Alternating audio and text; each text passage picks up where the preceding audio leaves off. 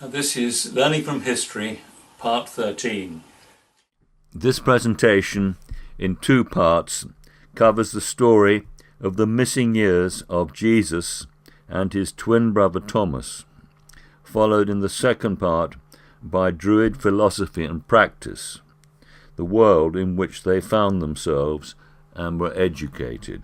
Take each part at a time and draw your own conclusions. I'll try and present you with as much information as I possibly can, which is the result of about 20 years research on the various subjects.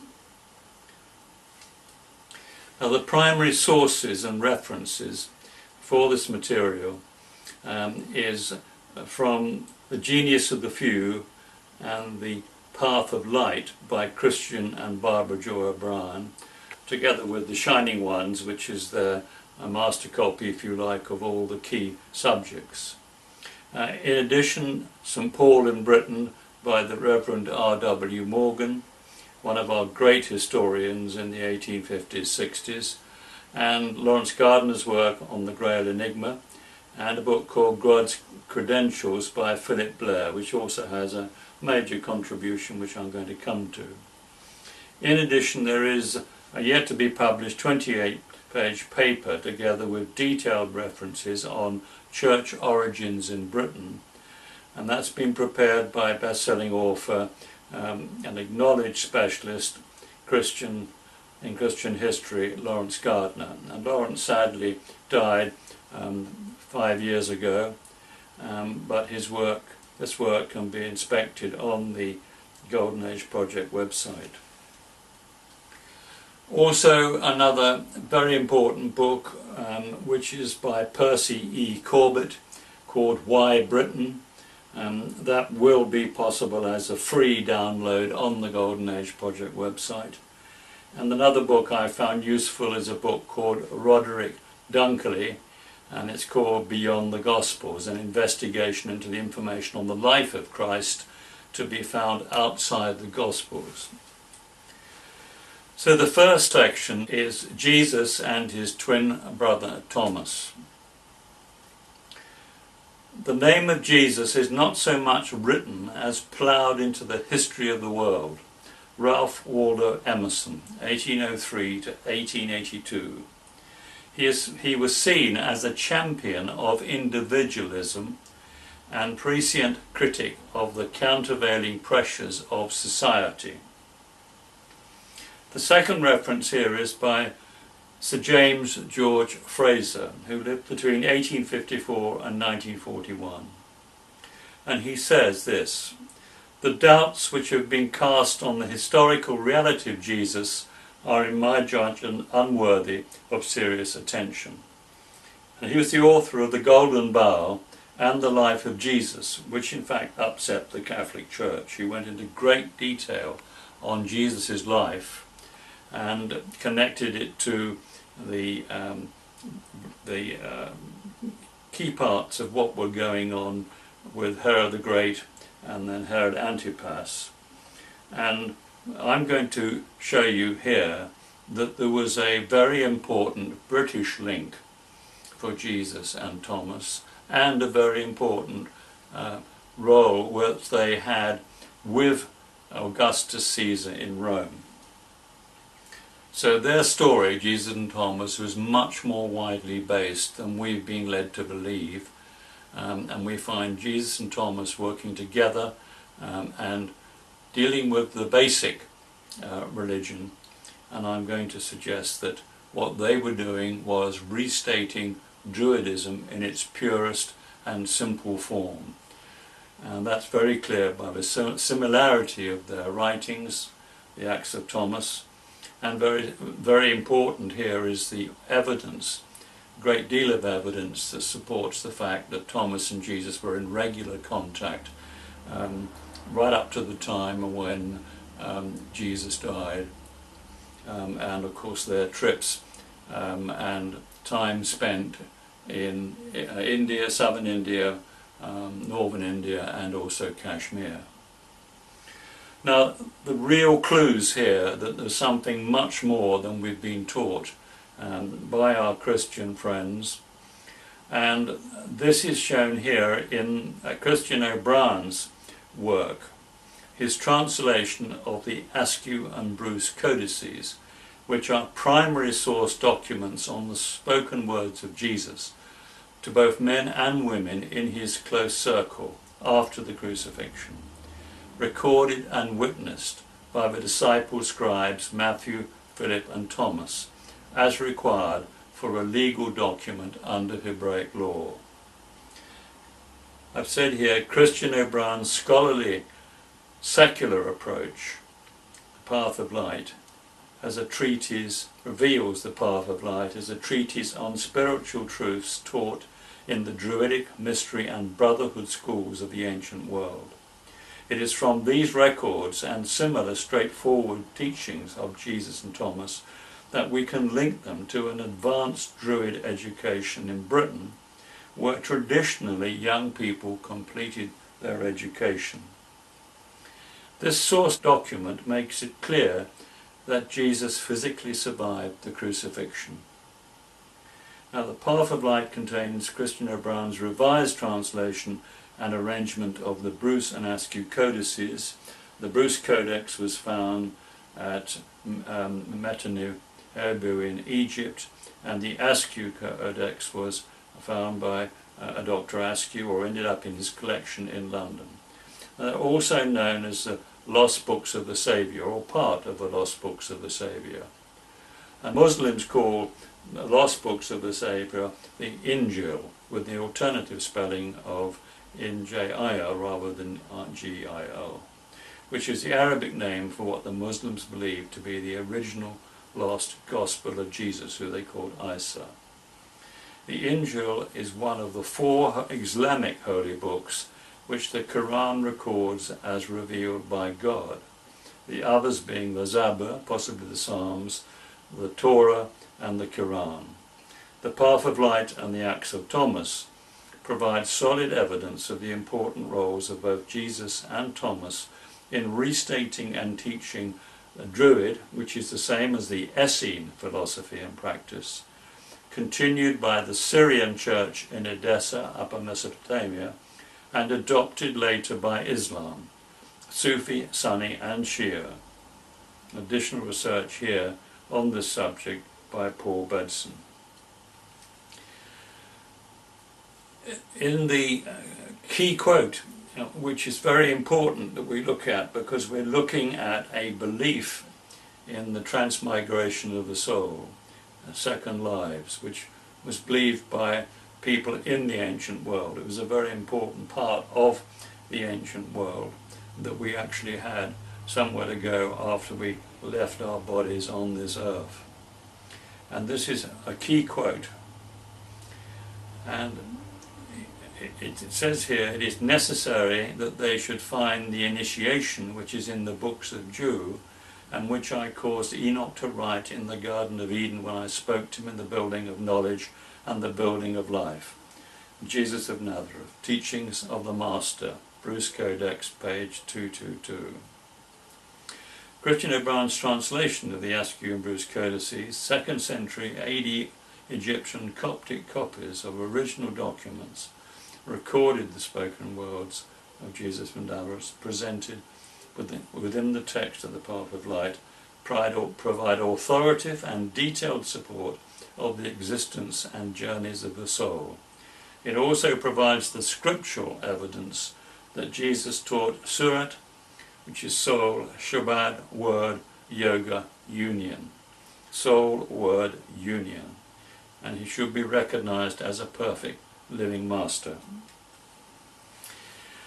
The overall background of the migrations in our history is very well explained by Dionysius of Susiana in AD 3, when Jesus was 10 years old. And it goes like this. Upon the Tessurian Sea the people live who style themselves Phoenicians. These were the great first founders of the world, founders of cities and of mighty states, who showed a path through seas before unknown. In the first ages, when the sons of men knew not which way to turn them, they assigned to each his first department they bestowed, of land a portion, of sea a lot, and sent each wandering tribe far off to share a different soil and climate. Hence arose a great diversity, so plainly seen, mid nations widely severed. Dionysius of Susiana, AD 3.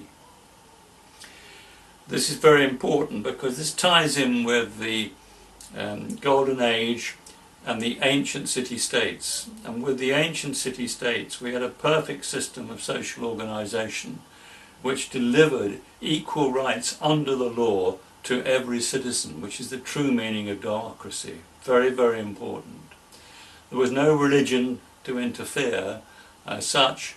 It was certainly the Druid practice was more philosophical, with basic conditions for people to observe good lives. I'm going to come to some more detail on that later.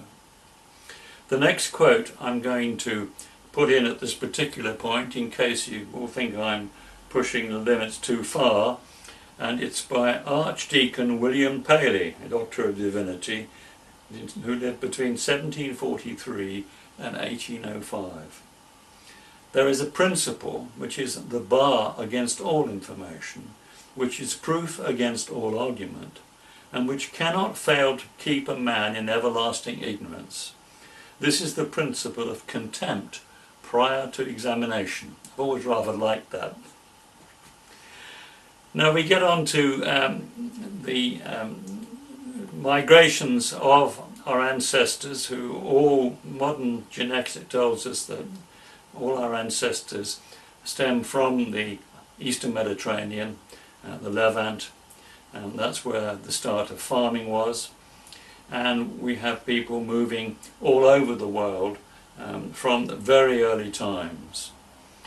And I'm going to just introduce you to a man called Tros, who was an ancestor of Aeneas and Brutus, and Hector, the king of the Franks. And also Aeneas, of course, was the ancestors of Julius Caesar, and Brutus and Priadane and Ed the Great were all ancestors of the Britons. And the important thing is the closeness of Brutus and Aeneas were very closely related. And so when we have the founding of Rome and the story of Romulus and Remus, then Aeneas comes into that picture as an ancestor of Romulus and Remus. And Brutus, of course, arrived with his army here in Totnes, where I'm giving you this talk. And there's wonderful stories about finding the area between here and Cornwall very much deserted. And there was a reason for that, which was very difficult times, cometary debris, and I'm coming to that later. And all he found were several very large giants. That's the folk's history. The close historical links between Brutus in Britain and Aeneas, the founder of Rome, provided the special relationship and peaceful trading before and during the reigns of Augustus and Tiberius, which is described as the 100 years of peace called Pax Romana, when great progress was made between Britain and Rome. And that was between something like after Caesar came to Britain, principally to put down a local revolt and to reach trade deals with the people living in East Anglia. We have a later invasion of Britain in 43 AD by Claudius for slightly different reasons, and things began to break down as the Roman emperors got madder and madder, had more extreme ideas, and greater problems followed, mainly because of this tremendous success of the trade with Britain and other parts of the world, which made Rome very rich, and people in Rome very jealous, particularly the families of the Caesar, who ended up by fighting and killing one another. Now I want to start very clearly with the family tree of Jeshua, or Jesus. His Jewish name was Jeshua. We called him Jesus. And all marriages were normally arranged when the offspring were infants. In the case of Jesus, an unscheduled liaison between a man called Panta Nero and Miriam of Bethany, probably in Rome when Miriam of Bethany was 18, at the court of Augustus, produced twins, Jeshua Jesus and Judah the Thomas Didymus, and Didymus means twin, in BC 7. So Jesus actually was called and referred to as Jeshua ben Pantera, Jeshua son of Panteria, in the Talmud, very clearly and many times.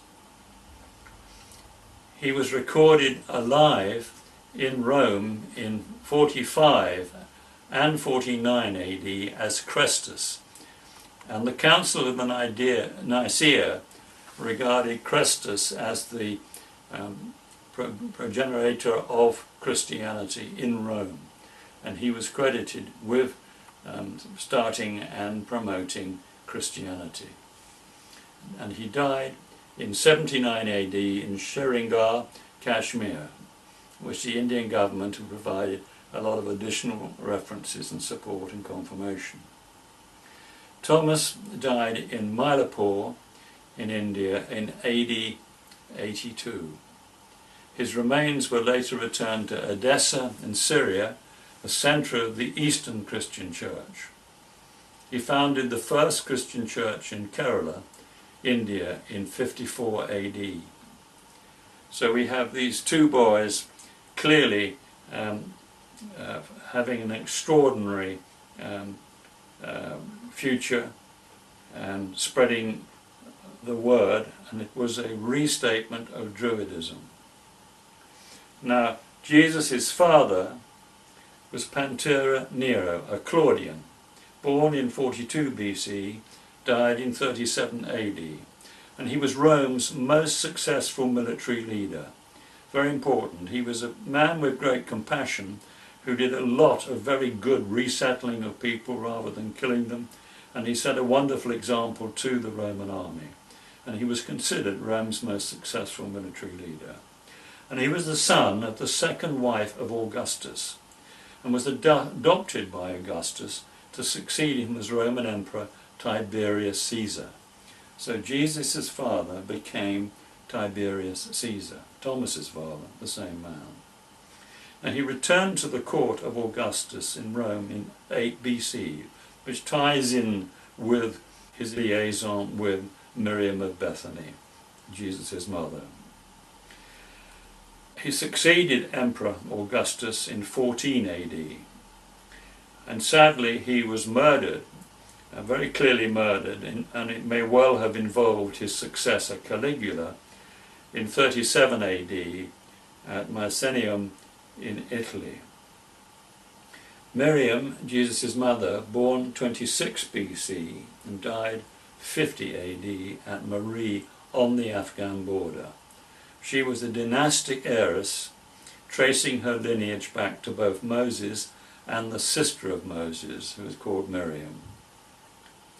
To cover the embarrassment of children out of wedlock, Miriam married Joseph Haramathaeo, a key figure at both the court of Augustus and the court of Herod, and to whom she may well have been originally intended. You can see the complications here of when you adopt people and when you give them different names, and how that makes it so difficult to track the truth. And I've been fortunate enough to have a genealogy which came from the Vatican archives, which was the most accurate that we've found on these particular subjects and stories, and they dovetail in perfectly with dates and all the other information, or much of the other information we know about Mary, Jesus, Joseph and Thomas. So I'm now going to look at Joseph of Arimathea's family, and we're talking here about, firstly, the Joseph who married Mary, Jesus' mother, but also his father. And his father was Jacob the patriarch. He was on the line from King David, so he's basically, if you like, from Judea. But the hereditary title he was given by the Roman emperors was Har Ramatheo. It's not Arimathea, it's Har Ramathea, which means exalted of the gods. And it was one of the most senior titles that could be given to somebody working for the Roman emperors. And so the father of the Joseph who married Mary, Jacob the patriarch, was one of the most important people in Rome. And this is why he was a key figure in the court of Herod and a key figure in the court of Augustus in Rome. Now, he was born in 28 BC. He became the Zebedee in 29 AD and died in Jerusalem in AD 40. So we hear of Joseph of Arimathea being killed in Jerusalem, but it was the father or stepfather of Jesus. And so the title passed on to Mary's eldest son, Joseph. And this is the interesting point, that it separates Jesus and Thomas as being half-brothers to Joseph Har Ramatheo III. Jacob the patriarch, number one, Joseph Har Ramatheo. Number two was his son, and number three was Jesus' half-brother. And so their eldest son, Jacob the Just, was also called James or Joseph, and was the third Joseph of Arimathea, who was born in BC 4 at Qumran. So it's half-brother of Jesus and Thomas. And he inherited his father's title of Har Ramatheo. So the Har Ramatheo comes through 3 generations. Now, you know him as Joseph of Arimathea. Well, I call him Joseph of Arimathea III. And he died at AD 82 at Glastonbury, Avalon, and was buried there. Or possibly he may have been buried at Cardiff. This is another piece of very interesting evidence, and I'm going to come to that later.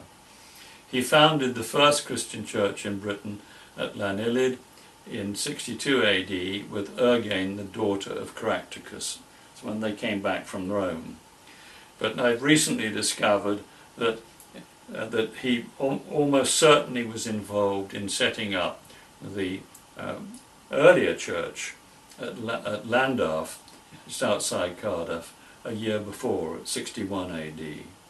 So we've got an incredible story here of Joseph Har Ramatheo being involved in Britain, and he was over here in Britain regularly because of the trade, the minerals, the coal, the iron, and in particular everything that was going on in South Wales. Now, Joseph Har Ramatheo III married first Mary Cleopas, his half-aunt, in 36 AD, producing Anna, who married British Bran Baruch, and he had a second wife, Aurora, who was daughter of the Pictish king Sindine in 57 AD. So you can see an extraordinary mix of marriages and relationships between Judea, the court of Herod, the court of Augustus, and the British court. And Mary, the mother of Jesus, had an aunt who was married to a much earlier British king at about 100 BC, and I'm going to just show that in a minute. Here at the top of this genealogical record we have Beli the Great, 100 BC, and Mary's great aunt married Beli the Great. And this is put together by R.W. Morgan, but it needs modifying with what we now know, because we have a story here of Cassibellaunus, who was head of the Catula Vornae, based at Wheathampstead, and his role was taken over by Tenvantius. It's spelt several ways. They didn't have our rigid Oxford way of spelling things and writing things, so I can use variations which sound like the original name. And on this family tree we have a man called Cymbeline. We also have Arivagus, Guderius, Caradoc, Pomponia Greciana, and Caradoc's children here, 5 children on this particular genealogy. And I'm going to come to this family a bit later on and give you more detail. But we run right the way through to Constantine the Great, through King Cole of Colchester, Helen, and links to Lucius, who built the first church in London below St Paul's at Ludgate, and there's a sign on the wall in that St Peter's Ludgate proclaiming his first Christian king to build a church in London. And then of course there was a royal decree eventually at Winchester. Winchester had been the capital of Britain going back to Malutius in 500 BC. Now the key message here to confirm my belief that Jesus and Thomas were restating Druidism is from their education. Now we know they would have been educated in the home of their stepfather Joseph and by my mother Mary. From the dates of the following children, 5 or 6 children, we find that most of those children were born at Qumran in about 4 BC, 6 BC, 8 BC. So Qumran was very much a place where the family went to live. Also Alexandria, when they were very young, the court of Herod, the court of Augustus, the British court, and the Druid academies. So they had a very comprehensive education. Now the key place that they would have gone to after Qumran would have been Alexandria on the Nile Delta. And we know that from the records that their tutor was Philo, who was a very distinguished teacher in Alexandria. And of course Alexandria at that point of time was one of the great centres of learning. Everything had been gathered there in the Serapeum Library by the Ptolemies, who were the generals under Alexander the Great, and they'd reached amazing heights of sophistication in science, mechanics, history, you name it. And it was the great philosophers of Alexandria who knew that there was a golden age, that was a period of time when man had made great progress, and this goes back to the great city-states, and the destruction of the city-states came about in 2345, the final destruction, but I'll come to that later. But on this lovely slide we have a picture of the Pharos lighthouse, which worked wonderfully for hundreds of years. We have the old harbour and the new harbour, and a nice view across the harbour. Qumran by the Dead Sea and the caves on the right, where the Dead Sea Scrolls were found, and Qumran is there the second town from the top below Jericho, on the banks of the Dead Sea, and about 7 miles from Jerusalem. Very important centre for the Essenes. There was an Essene quarter in Jerusalem, and the Essenes were, if you like, the intellectuals who had their own much older version of events, if you like, in terms of history, than the Judeans, who had their books written for them by Ezra while they were in exile in Babylon about 500 BC. And that always gave a conflict between the Judeans and their books, the Torah, and the old religion or the old system of doing things, which was Druidism. Pythagoras was a Druid, as I say, Philo was a Druid, and so these boys were getting a Druid education, much deeper, much wider, much more spiritual than the education they would have got as Jews. Next important stop for them, the house of Herod, obviously, with Mary and Joseph Arimathea being at the court of Herod, usually on business, but there were very close family relationships. Herod had a palace in Rome. Herod was the vassal king, if you like, of Augustus, Herod the Great, and then his son took over, Herod Agrippa. And it was that particular phase that was written about by James Fraser.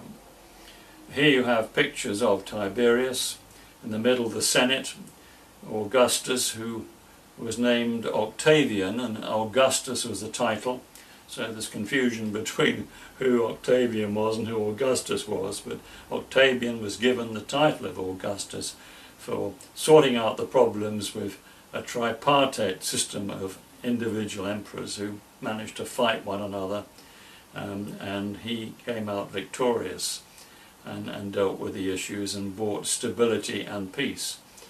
And the greatest general of the times was in fact Tiberius. And that's a map of the Roman Empire, a very significant map of the Roman Empire, which goes literally on here to Scotland, right the way down into Egypt and Syria and to onto Persia. And that actual picture is of the inside of Augustus's palace.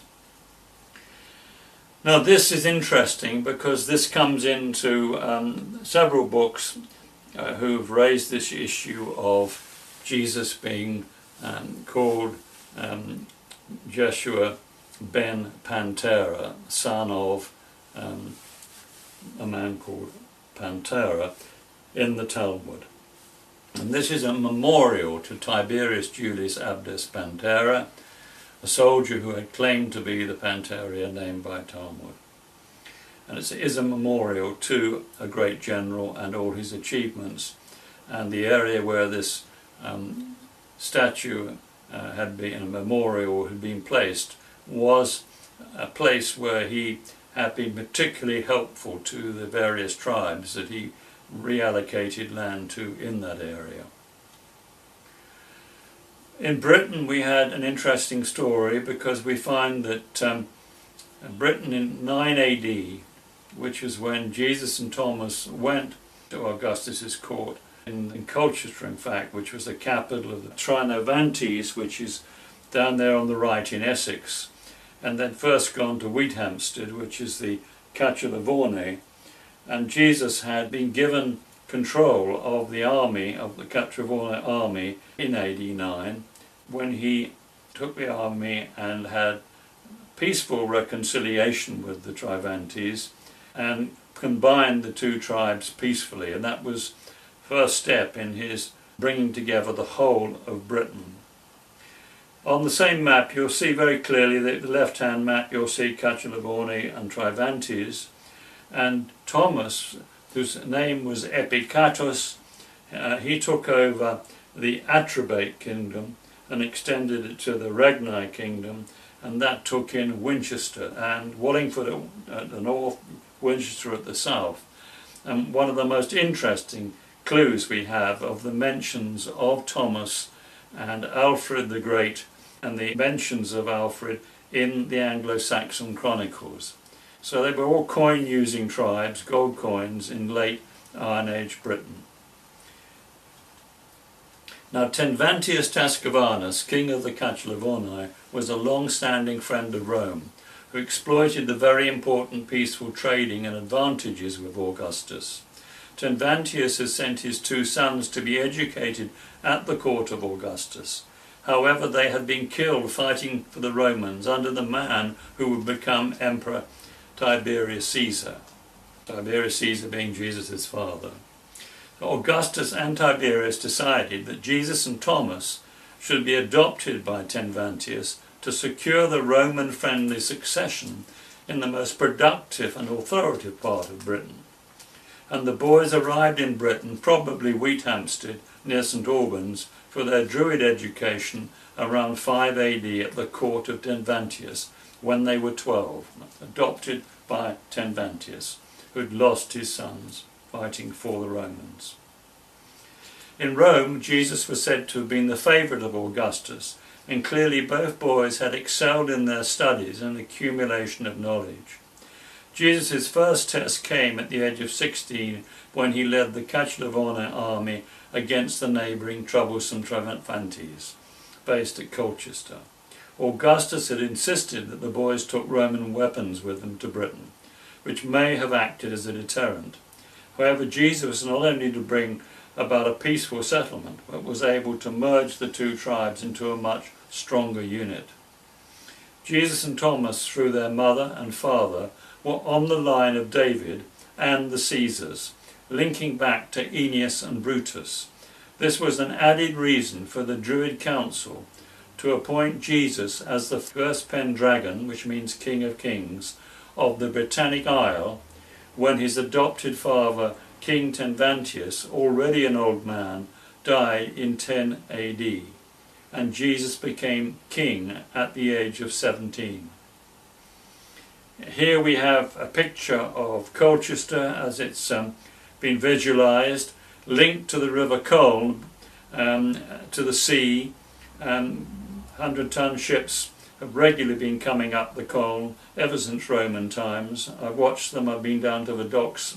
It's part of where my family moved to when they left as Huguenots in the 1600s. And this is as it was. Right in the heart, if you like, of the very productive arable land, and grain and hides and many other things were exported to Rome, and many imports, of course, came in from Rome. Colchester became the capital of the merged Catiline and Travanti tribes. The Roman name for Colchester then was Camulodonium, which is a straight Romanization of the original Celtic place name Camulodon, which means fortress of Camulos. Camulus was the Celtic war god, the meaning of whose name is powerful, and was also associated by the Romans with their own god of war, Mars. You have this extraordinary link here too, and many people have raised this possibility that you only have to change the D to a T, and you have Camelot. And clearly Camelot was based, in my opinion, at Colchester when Jesus was king. As King of Kings, he would have brought all the various regional kings to Colchester for round table conferences, as used to happen way back in Sumeria in the ancient days. The Druids and the kings all met in council in the original homelands. You even find those people who populated the Pacific came back to Nan Madal for annual meetings of Druids and kings to sort out the problems of administering their particular city-states, islands, whatever. And Jesus would have been doing the same thing here with the kind of tradition that came through from the Near East. This on the left is a gold starter of Cuno Belin. It means Hound of Bel. That was Jesus' new title under the Druids. And it was minted in the year that he took the kingship. This superb example of the late Celtic moneyer's art is inscribed on the obverse with the name CVNO, which means Berlin, beneath an image of a prancing horse, perhaps a symbol of freedom, and on the reverse the word CAMV, which is short for the town. Inscribed on either side of an ear of wheat, a symbol of prosperity. Our wheat exports were something that we were doing very well and earning money from, with a willing buyer and a willing seller with the Romans. A bit later, Rome took a much stronger hold following the dreadful rape of Boadicea's daughters, and then a great rebellion which flattened Colchester, and then the Roman legions killing thousands of Boadicea's followers, and she committed suicide. And that ended really the positive phase in British arrangements with the Romans. And it was, of course, we had Caligula and then Nero coming in, and Nero just took it upon himself to send out the soldiers and kill as many people as possible. The Silures were the most important tribe in the west of England, and of course Caractacus and Arivagus carried on resisting the Roman incursions into that Welsh area, and although Caractacus was captured and taken to Rome, and of course Caractacus is Jesus' son, then we find that Arivagus still maintains the resistance, and the Romans were never able to make incursions into Wales thanks to the British resistance. But they did form those much larger areas of their administration. And of course there were much smaller kingships in Scotland which signed treaties and did deals, although of course the Hadrian's Wall and the Antonine Wall are involved as well. So the initial peace Romana under Augustus and Tiberius collapsed as soon as the Iceni rebelled against the appalling behaviour of Nero's generals and troops.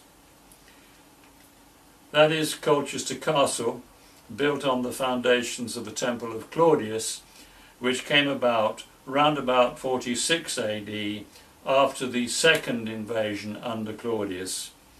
And the very interesting stories here, whereby they had a peace treaty, and Claudius adopted Caractacus' daughter. Jesus was, who had become an arch-druid by that time, was built a palace by Claudius. He's certainly around at 44 AD, 45 AD in England, very much alive, although he'd been sent by Tiberius Caesar to try, and also Thomas, to help resolve the problems for the Romans in Judea.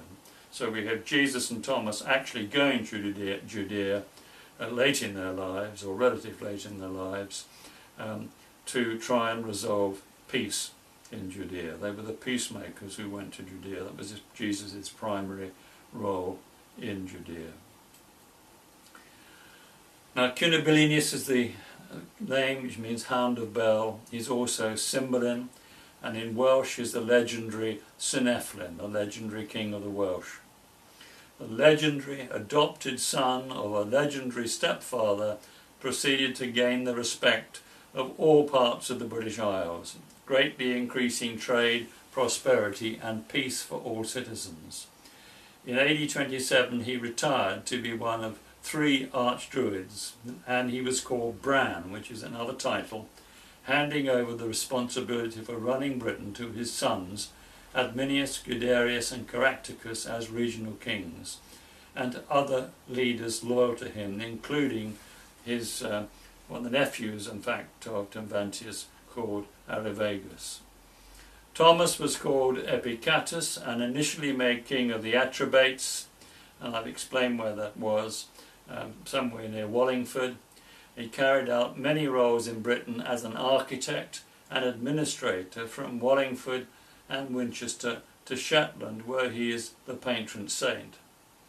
Around 28, Emperor Tiberius suggested that Jesus and Thomas return to Judea to try and bring peace to that deeply troubled area. So you have from this time Jesus going to Judea and certainly coming back and being in Judea, back in England in AD 43, and also going to Rome with Caractacus when Caractacus and his family went into exile following his capture by the Romans. He was betrayed by an English queen in the Midlands, and he went into exile in Rome. And I've dealt with his famous speech in Jesus and Thomas, part 12. Now the Acts of Thomas are the records of Thomas's teachings and Thomas's history. This is very important because we find that in the Acts of Thomas, which is there and in that monastery, St. Catherine's Monastery, Sinai, it houses the oldest version of the Acts of Thomas, and it's perfectly clear that Thomas was having regular meetings with Jesus in India. It's written in a key part of the Acts of Thomas. And it was translated by a Church of England priest who translated it as Thomas was having regular visions of Jesus. And he said that because he couldn't possibly tell the world that Jesus didn't die on the cross. So we have that solid evidence, much more added evidence, the fact that Jesus did not die on the cross, and there are many references to Jesus being around and doing things. So the idea that he died on the cross is totally wrong, and of course it has a major impact on our Christians and their belief in what they've been told. Now, I learnt this from Hugh MacGregor Ross, who lived at Painswick, who was the leading specialist on St. Thomas. And his books were available at one point on the website, and I'll try and make them available again. Marvellous books on Thomas and the writings of Thomas.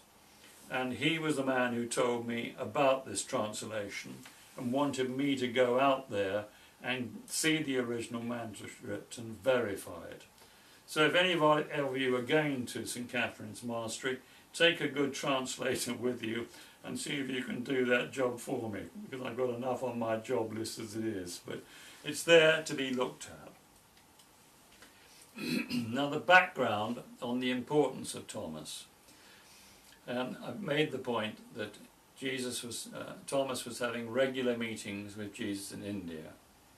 The first Christian Syrian or Syriac church in India was founded by Thomas in Kerala, southwest India, in AD 54, 2 years after he arrived, before the Caractacus family returned from exile in Rome to found churches with Iliad, half-brother, which is Joseph James, or the youngest Joseph Haramateo, and Iliad was the Welsh name of Joseph Haramateo III.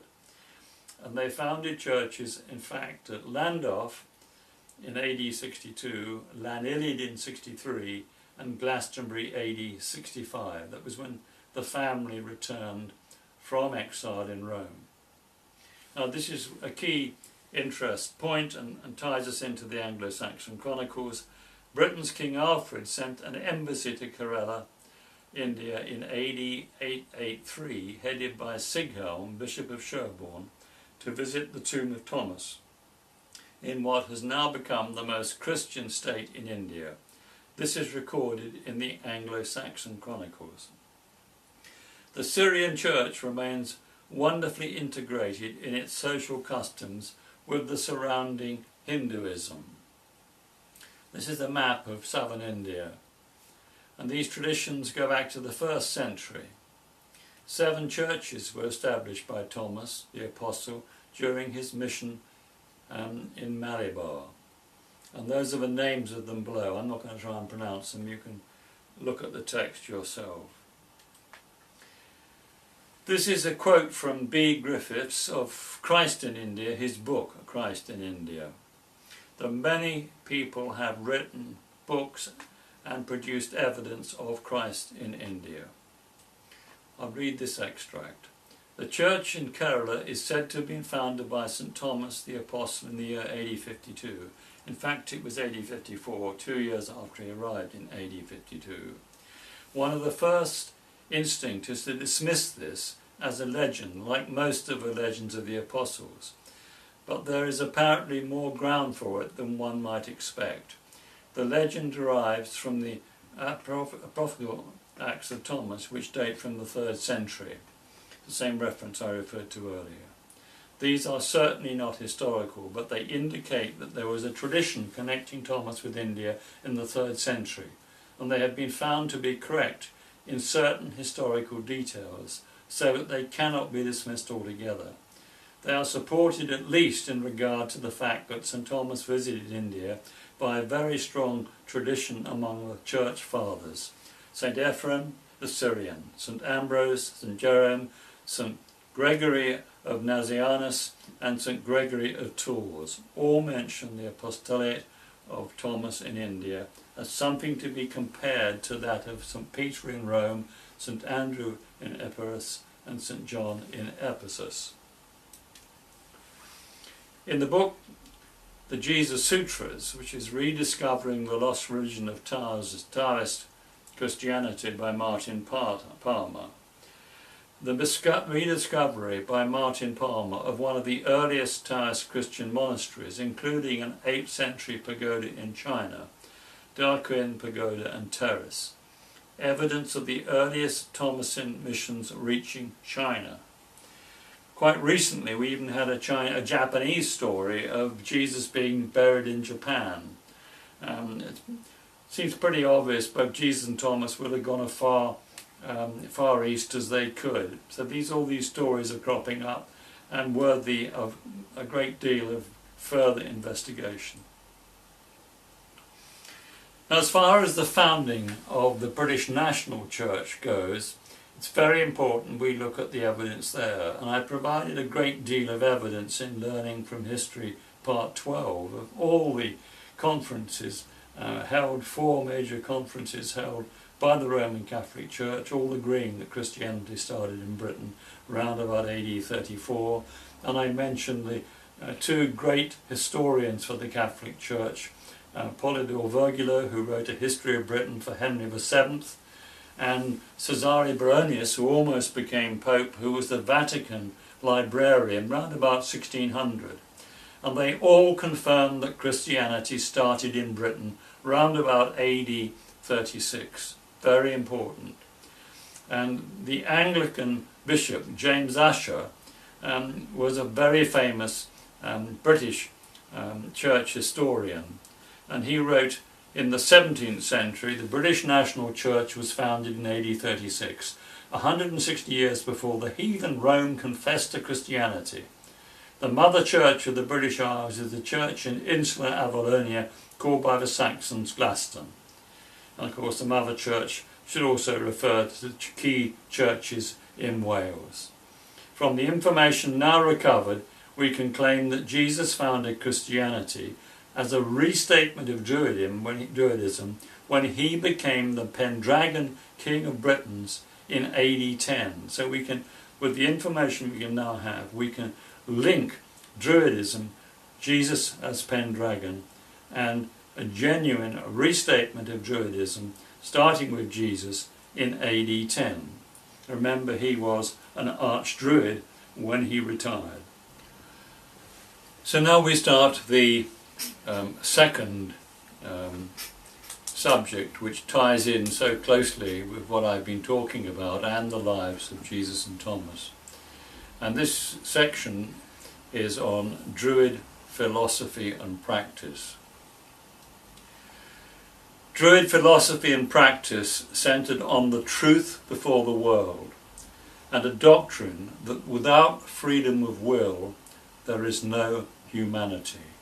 Freedom of conscience was both the birth and breath of manhood.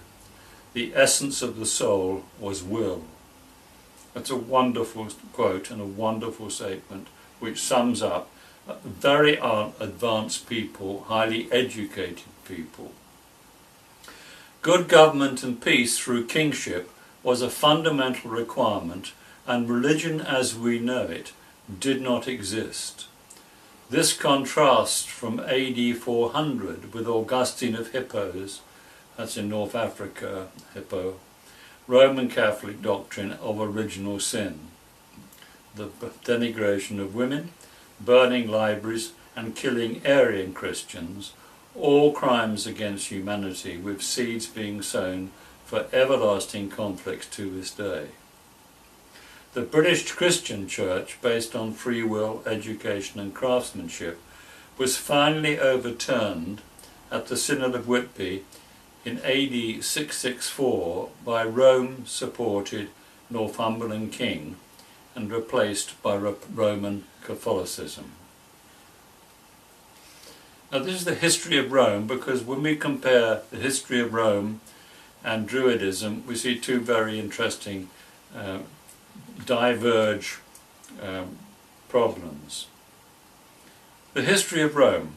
The earliest Romans came from Troy, led by Trojan prince Aeneas, a close relative of Brutus and the local Etruscan king in Italy, arrived by sea at the mouth of the Tiber, finding that this was an ideal place to settle.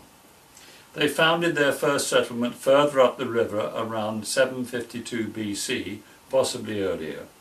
Romulus and Remus, the famous twins, who in myth were given credit for founding the city-state, were descendants of Aeneas. The Roman Republic was founded around 509 BC after the last of 7 kings of Rome, Tarquin the Proud, was disposed by Lucius Junius Brutus. Now this city-state situation, city-state kingship ended. It was a crucial point in Roman history. This broke with the ancient tradition of city-state kingship, where the best man was chosen to represent the best interests of his subjects, advised by qualified Druids, in order to deliver freedom, justice, leisure and instruction for all the people. The city-state is important because what was achieved by the city-states and their method of social organisation was that they delivered not only freedom, justice, leisure and instruction for all the people, but they also enabled equal rights under the law for every citizen, whether they were a slave, whether they were whatever class they were. Neither king nor God, anybody was above the law. And that was the true meaning of democracy, when you have a system which has laws, rules and is fair and delivers equal rights under the law. Now, despite the high ideals in setting up a new system of social organisation and politics, leaders began to serve themselves rather than the people. Rome progressed from a monarchy to an autocratic republic, and then towards an increasingly autocratic empire run by an emperor, starting with Caesar, ending in a perpetual dictatorship. There were seeds of destruction. The amassing of disproportionate wealth by a few men was a major factor in this transition, and in reality this amounted to organised crime on a grand scale, with no respect for the law or the people. No surprise then that the system was plagued by instability, infighting and civil wars, with only little more than 100 peaceful years under the influence of peacemakers Augustus and Tiberius, and this was called Pax Romana, before the great extent of the Roman conquest and occupation culminated under Trajan in 117 AD. This was the golden period for Rome and for civilization. There were other good emperors in Hadrian and Marcus Aurelius. When he was followed by Commodus in 180 AD, Rome went into terminal decline, crippled by debt, bankruptcy and chaos.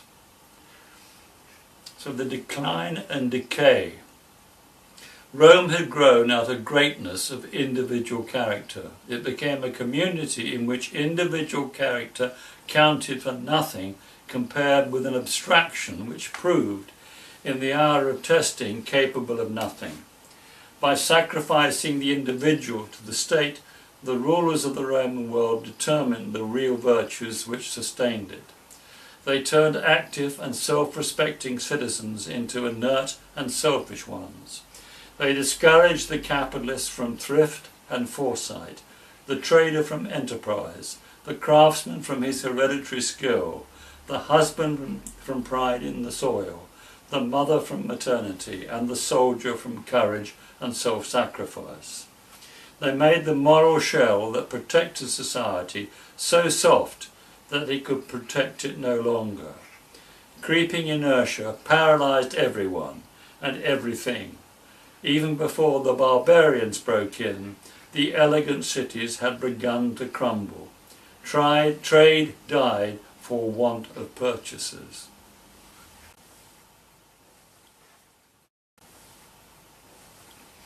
Now, Druidism's superb social organisation.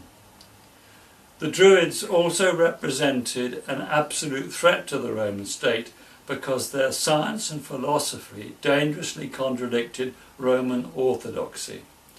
Romans were materialistic, Druids spiritual.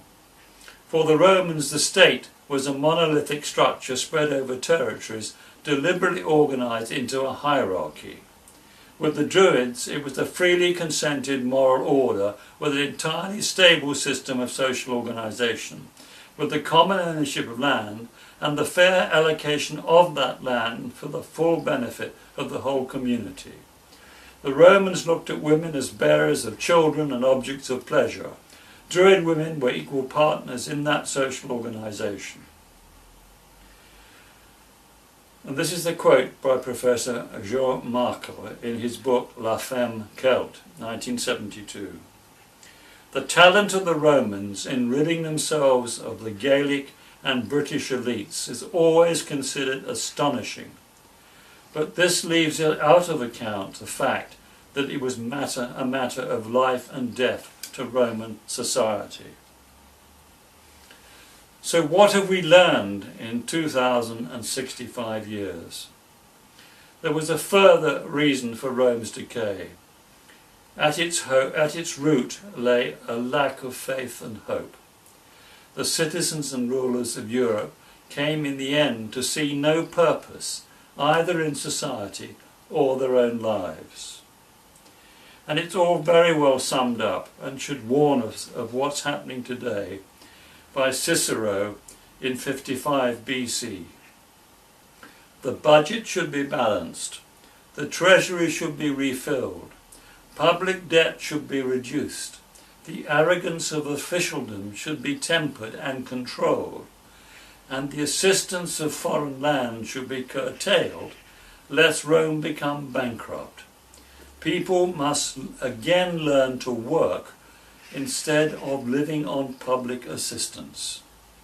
Wonderful parallel to the problems of today in Britain and most parts of the world. Now I'm going to give you a little bit of Druid history. The date of 3903 BC, calculated from the Druid records to be the precise astronomical date of the arrival of missionaries from Sidon, that's in the eastern Mediterranean, into Britain, and the founding in Britain of the Druidic system of social administration based on the divine laws of the Shining Ones, and the philosophy of the archaic world. This required well-educated monarchs as tenants of the gods to lead each of the city-states. The king's primary role was to deliver to the people freedom, justice, leisure and instruction. Neither God nor king or the people were above the law, and the law was the edicts of Anu and Enu, or the divine justice of the immortal gods. I'm going to come to the detail of that later. Excommunication was a punishment or deterrent for serious wrongdoing. In the European languages, Druid, along with Dharma, translates as strong knowledge. We find distinctly long-headed people constructing the earliest long barrows and observatories around this time in the British Isles, with the wide introduction of mixed farming methods. Now I have a wonderful image of a gold and obsidian vase dated about 1850 BC, which is a present from Pharaoh Amenhotep II, and it's in the National Museum of Beirut. And what's special about this is that the gold was heated to over 5,000 degrees to produce pure gold, a very important technical achievement at that date, in addition to the working and polishing of obsidian, which is the hardest volcanic rock.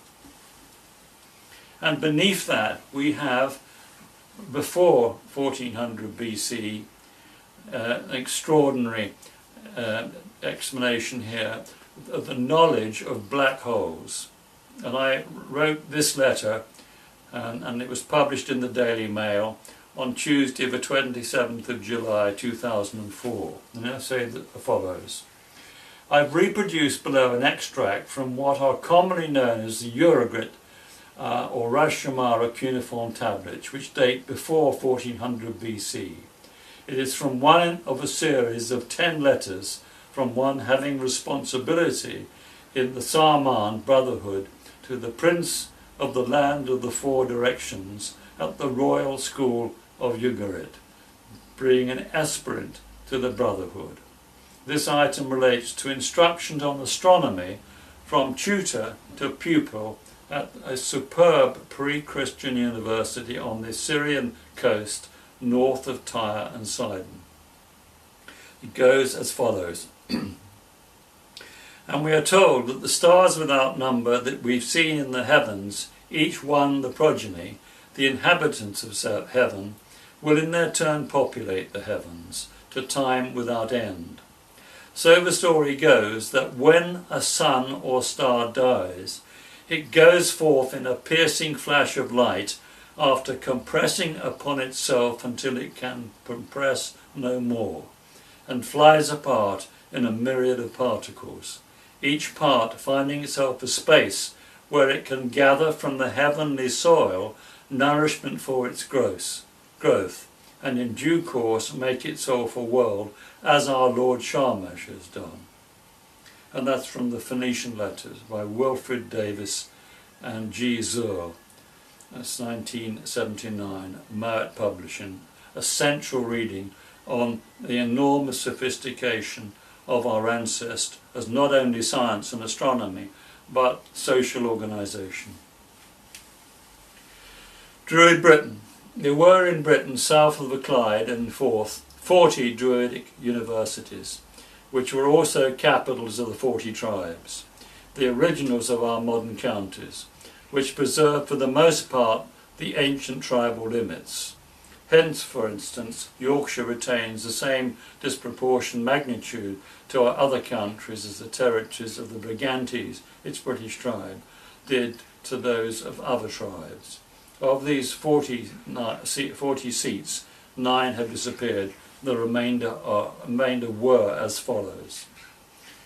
3 seats of the Archdruids of Britain, which is Caerlead, which is the city of the Lake of the Tame, which is the Thames, Caer Troia, or that means a beautiful lake, or fair meaning, or beautiful, hence Tame, so called in Britain.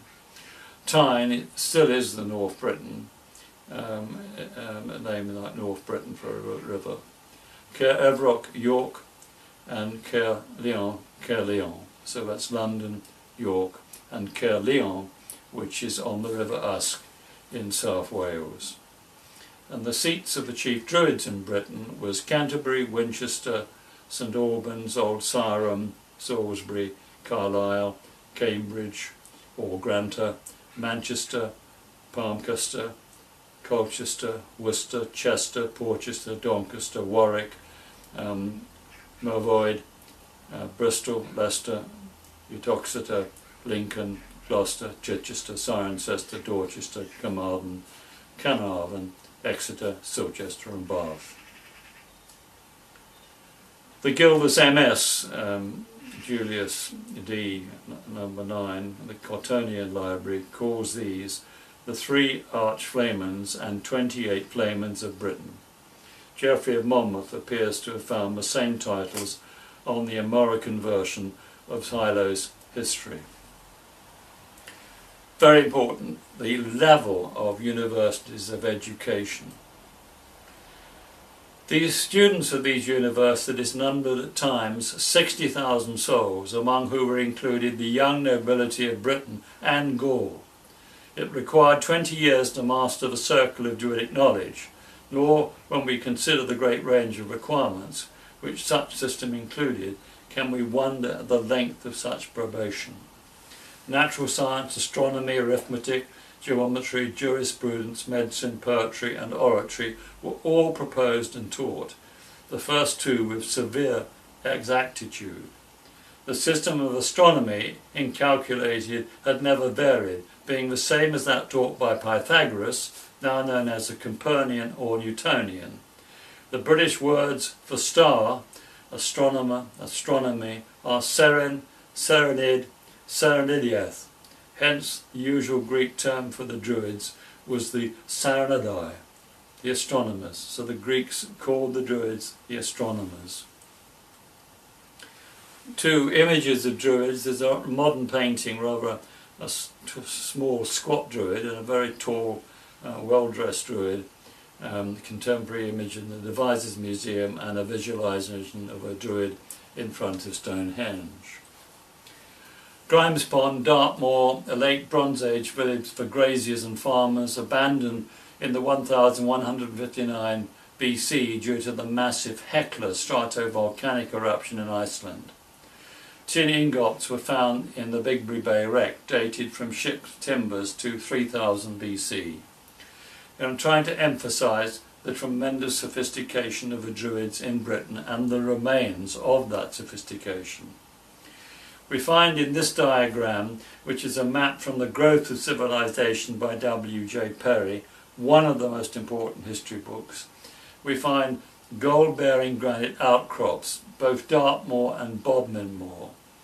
Bodmin Moor was the site of a magnificent observational astronomy complex, now proven by computer analysis of the alignments, and marked out on the ground by 12 stone circles and over 90 ridgetop stone cairns dated to 2500 BC.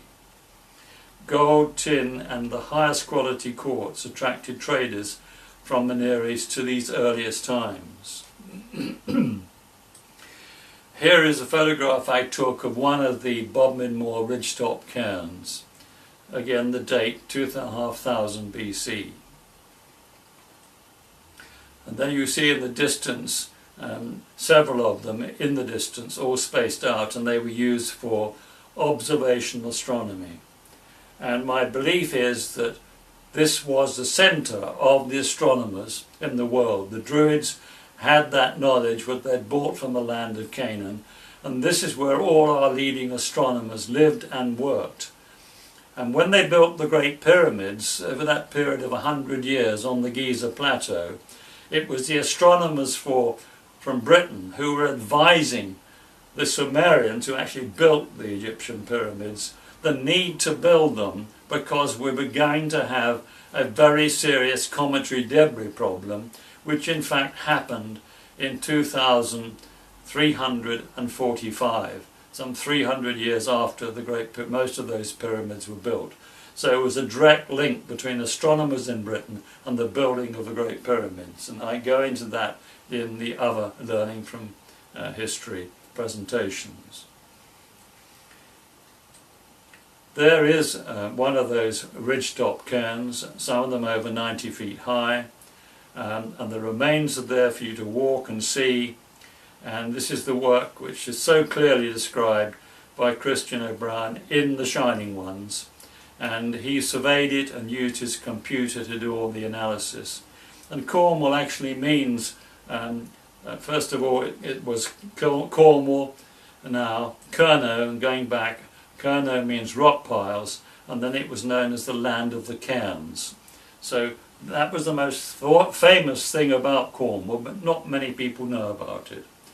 And you can see a lot of places where the stone has been removed to build walls, but you can find the retaining rings which retained those great mounds. Similar sort of sophistication with the great central reeve, massive stones, superior central administration and planning of field systems at a very early dates. Seen here on Dartmoor and also at Side Fields and in Pembrokeshire. And Side Fields is on the west coast of Ireland. Attainments of the Druids. On the attainments of the Druids in all the sciences, especially in this of astronomy, classic judges of eminence, Cicero and Caesar, Pliny, Tacitus, Diodorus Siculus and Strabo speak in high terms. In the Druidic order, indeed, centred and from it radiated the whole civil and ecclesiastical knowledge of the realm. They were its statesmen, legislators, priests, physicians, lawyers, teachers, poets. The depositories of human and divine knowledge. Its church and parliament, its courts of law, its colleges of physicians and surgeons, its magistrates, clergy and bishops. The number of Druids was regulated by very stringent laws in proportion to the population. No one could be a candidate for the order who could not, in the May Congress of the tribe, prove his descent from 9 successive generations of 3 forefathers. Now, this is typical of the ancient world of the city-states and why they ran so smoothly and why they delivered equal rights under the law for every citizen. An interesting separation between ancient Egyptians was that no one presumed to interfere with the occupation of a different trade or work that differed from his or her own. As written by Diodorus, no tradesman was permitted to meddle in political affairs or hold any civil office in the state, lest his thoughts should be distracted by the inconsistency of his pursuits, or by the jealousy and displeasure of the master in whose business he was employed. The ancient Egyptians feared that if no such law existed, in consequence of necessity or desire, the individual or individuals would become conspicuous in public station, and those, by vanity and self-sufficiency, would interfere in matters out of their sphere. A very, very interesting point. So if you're a carpenter, you weren't allowed to mess around and tell a stonemason what to do, and a stonemason wasn't allowed to tell a carpenter what to do. And in our modern world, everybody tells everybody else what to do, and it makes a nonsense of our administration, and it really reveals the importance of Mark Twain's quote, which is 10% of the people think, 10% think they think, and 80% would die rather than think.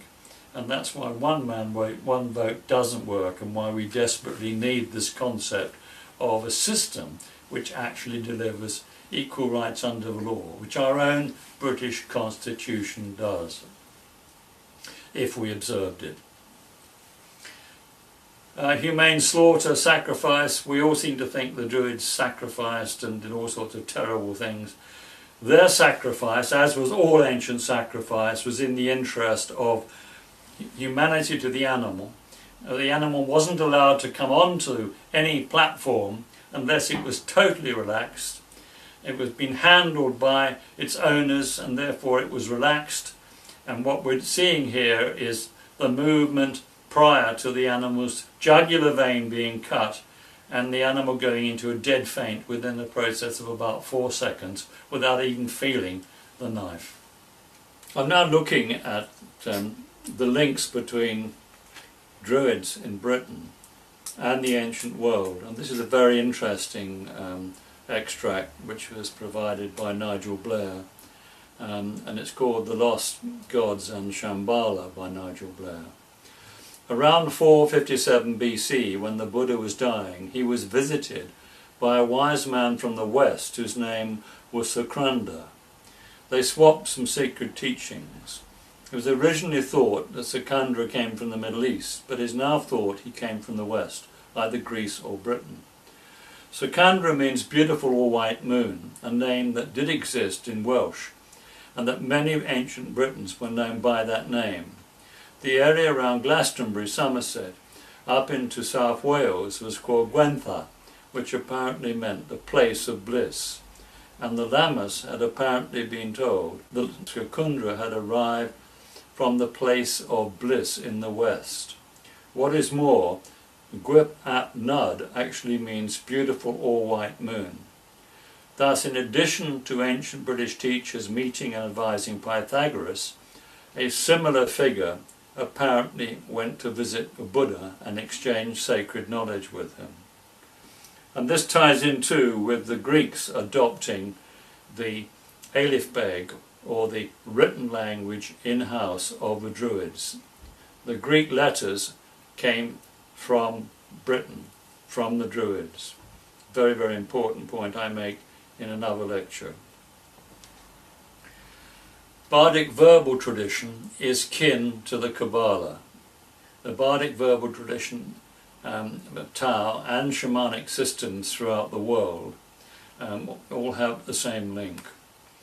Scientific American and National Geographic report that North America, and this is then their January to February 2001 issues, was visited from 30,000 years ago by Europeans.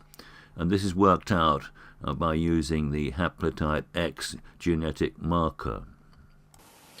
The degree of world trade has not been addressed in any major academic institution I know about, although Professor Cyclone Covey at Wake Forest and Steve Omar in Hawaii joined Fell, Kelly and others in addressing what we will cover to some extent again. Now this is a quote here by Robert Baird, author of Diverse Druids. So we have also had more evidence recently of Druids, the Celtic type people, travelling around the world, redhead people in America, South America, North America, redhead people in New Zealand, and very much more sophistication and travelling going back much longer periods than people realise. This is Bullfinch's complete mythology and the Druids on page 247. Druids were ministers of tradition and justice among the ancient Celtic nations, men of science and learning. They taught the youth under their charge many things concerning the stars and their motions, the size of the world and the lands, and concerning the might and power of the immortal gods. They were accomplished genealogists. Phoenician letters are key to this knowledge. Nabu was the son of Marduk. Much attention to the order and law of nature, oak wisdom, Wid, strong knowledge again, combined functions of priest, magistrate, scholar and physician. Close analogy to the Brahmins of India and the Magi of Persia, as well as priests of Egypt and Phoenicia. They taught the existence of one God, to whom they gave the name Baal, or B-E-A-L, or Baal, there's several spellings of it, which Celtic antiquities tell us means that life is everything, source of all beings. Clearly the Phoenician Baal and the Sumerian Bel, identification of a supreme deity with the sun. Fire was regarded as a symbol of divinity in Heliopotamus in Cairo. Also paid their respect to numerous inferior gods, ancestor gods, and the children of the sun. They were married, no images of temples as such. Two festivals were Beltane, fire of God, spring equinox, the beginning of May, in honour of the sun. Whitsunday, still in Scotland, and Samhain is called Fire of Peace, 1st of November, Hallow Eve in Scotland, to discharge judicial functions. Selection of quotes from ancient authors on the Druids. In an Irish manuscript it is written that all who are adepts in the druidical and magical arts are the descendants of the Tuatha Dé Danann, people of the god An or Anu. In Southern Ireland there's still a saying, wise as the Tuatha Dé Danann. The Isle of Man was named after Danan Manaman, who set up a mystery school on the island and was famous for his powers to transport huge blocks through the air. His ship had no sails or oars, but went wherever he wanted it to go. That the remains of that mystery school is on the southern tip of the Isle of Man. The serpent was subsequently the totem of the house of David. They precede the house of the Persian Magi, Egyptian and Canaanite priests, as well as Levitical, Brahmin and the Essene traditions. Annual councils of kings and the Druid advisors to kings took place over the millennia in the original homelands. Good government and peace was a fundamental requirement. Religion as we know it did not exist. This is from O'Brien's book, The Shining Ones, and it's a Tuatha De Danann, the people of the god An, or the descendants of the god An, and Druid tradition. And a little poem here by Ilkade Van Flynn. They had no vessels. No one really knows whether it was over the heavens or out of the heavens or out of the earth that they came. Were they demons of the devil? Were they men? At some time in the 3rd millennium BC there arrived in Ireland a group of sages who in time were to form the pantheon of the indigenous Old Irish and the early Celtic invaders. In the later Gaelic tongue they were described as Di Antais Dana Acus and Antais, which means, that's made to be translated as, the men of science were gods and the laymen no gods.